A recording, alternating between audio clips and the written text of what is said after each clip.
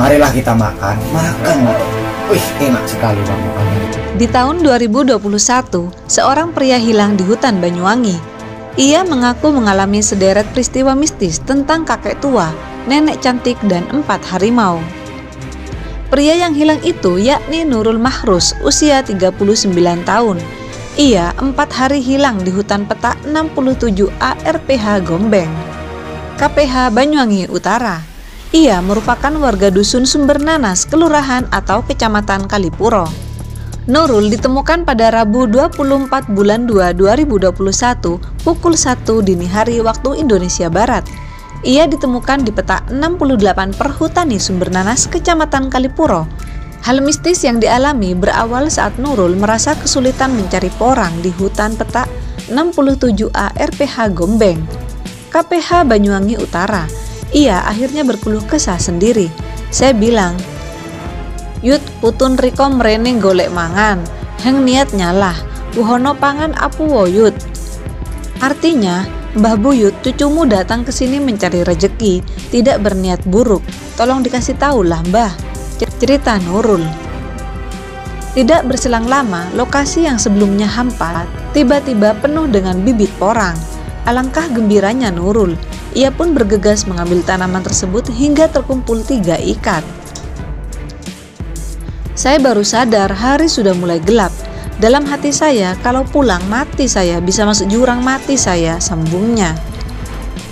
Saat dilanda kekhawatiran, tiba-tiba Nurul mendengar suara orang batu. Ternyata suara tersebut berasal dari seorang kakek tua yang kebetulan lewat dekat dengannya. Ia pun memberanikan diri bertanya, "Mau kemana Mbah?"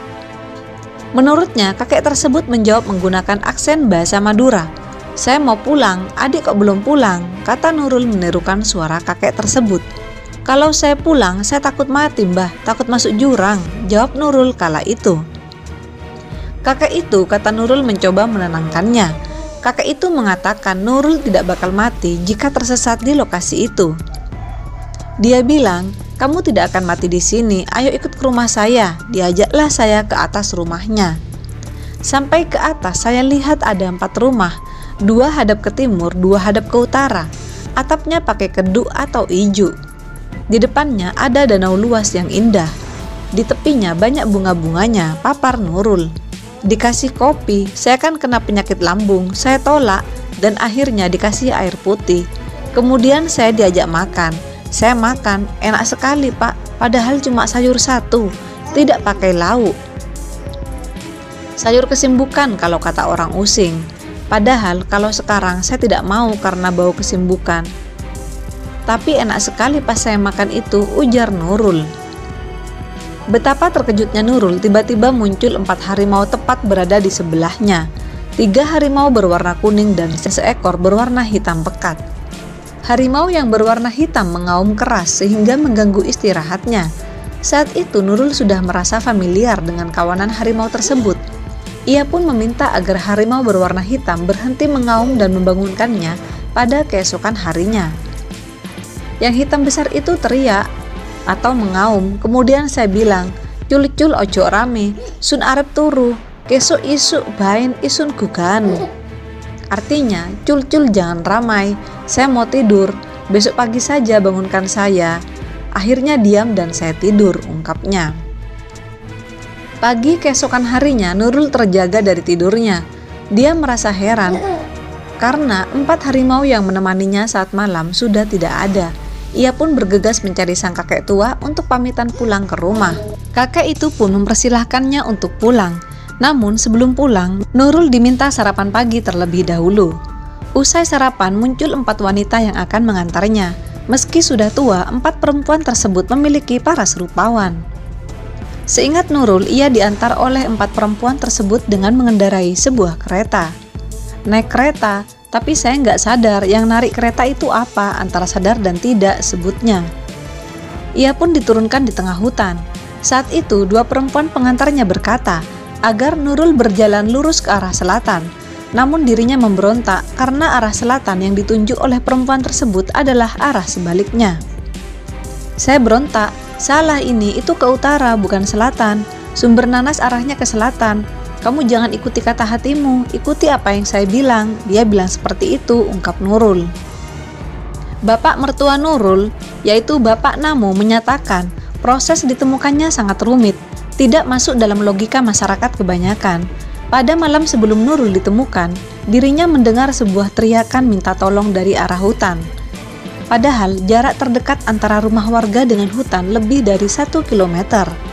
Suara yang terdengar pun suara seorang wanita, bukan suara Nurul. Namo yang penasaran kemudian bertanya kepada anak dan cucunya. Rupanya mereka juga mendengar suara serupa. Tak sampai di situ saja, warga kampung juga mendengar suara itu. Seluruh warga keluar rumah.